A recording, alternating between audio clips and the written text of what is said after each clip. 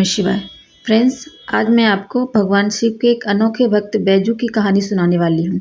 अगर मेरी ये कहानी आपको पसंद आए तो प्लीज़ लाइक करना और मेरे चैनल पर पहली बार आए हैं तो मेरे चैनल को सब्सक्राइब कर बेल आइकन दबाना ना भूलें, जिससे मेरे आने वाली वीडियो की नोटिफिकेशन आप तक सबसे पहले पहुँचे। तो चलिए शुरू करते हैं बैजू की कहानी।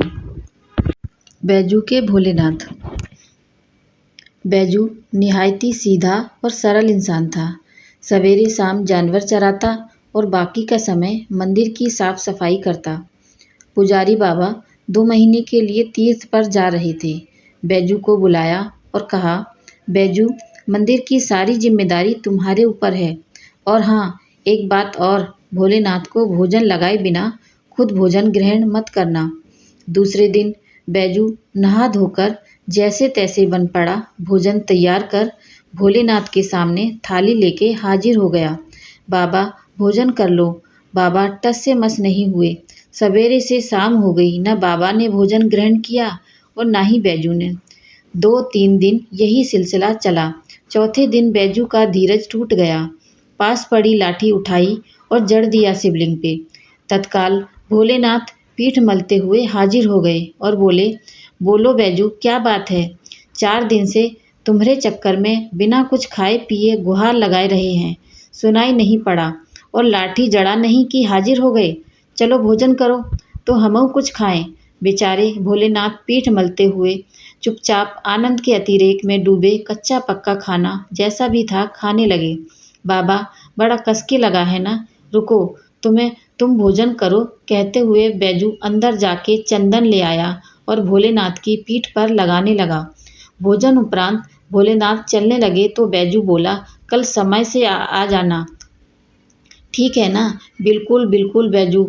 अगले दिन भोलेनाथ माता पार्वती के साथ विराजमान। बाबा, ये कौन है आपके साथ? तुम्हारी अम्मा है, माता अन्नपूर्णा। आओ अम्मा। तुरंत बेचारा भाग के दरी ले आया, बिछाया, अंदर से 2 थाली में भोजन लेके हाजिर। बैजू, तुम्हारे लिए बचा है ना? क्या बताता? बोला, हाँ बाबा, चिंता ना करो, बहुत है। आनंद में डूबे अश्रुपूरित नेत्रों से भोजन खत्म किया। तीसरे दिन फिर माता पार्वती के साथ विराजमान, वो भी समय से पहले। बैजू हकबकाया, बाबा, आज इतनी जल्दी? माता पार्वती मुस्कुराई, बोली, बैजू, आज खाना मैं बनाऊंगी। लाख मना करने के बावजूद बैजू की न चली। माता पार्वती ने भोजन तैयार किया और 3 थाली में सजा के ले आईं। भोजन शुरू किया। बैजू ने जिंदगी में ऐसा स्वादिष्ट भोजन नहीं किया था। वही भाव व प्रेम के भूखे भोलेनाथ ने पार्वती मैया से कहा, शिवा, हाँ स्वामी, आज भोजन में आनंद नहीं आ रहा है। क्यों?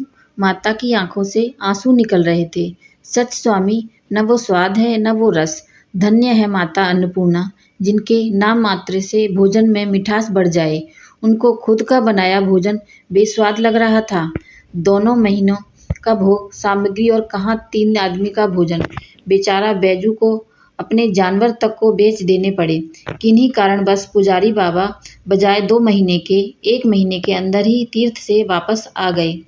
पुजारी बाबा ने बैजू को बुलाया और कहा, बैजू, भोलेनाथ को समय से भोग लगाता था ना? हाँ पुजारी बाबा, पर बाबा, तुम तो कहत रहे कि ऊ अकेले आएंगे, पर ऊ तो माता अन्नपूर्णा के साथ आवत रहीन और 2 न जने कस के भोजन करत रहीन। हमका आपन जानवर तक बेचै के पड़ा। पुजारी बाबा अपलक बैजू को निहार रहे थे। जानते थे कि ये झूठ बोल नहीं सकता, तो क्या भोलेनाथ माता पार्वती के साथ आते थे? बैजू, आज तुम फिर भोग लगाओ, देखें कौन कौन आता है। बैजू बेचारा समय से भोजन लेके हाजिर। बुलाना शुरू किया। काहे को भोलेनाथ आए, बुलाते बुलाते थक गया, पर न भोलेनाथ को आना था और न वो आए। बाबा, बाबा, लाठी न उठाऊंगा, चाहे तुम आओ या ना आओ, लाठी न उठाऊंगा।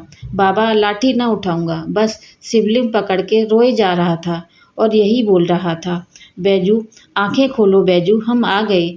आंखें खोलो बैजू। सामने ही माता पार्वती और भोलेनाथ विराजमान थे।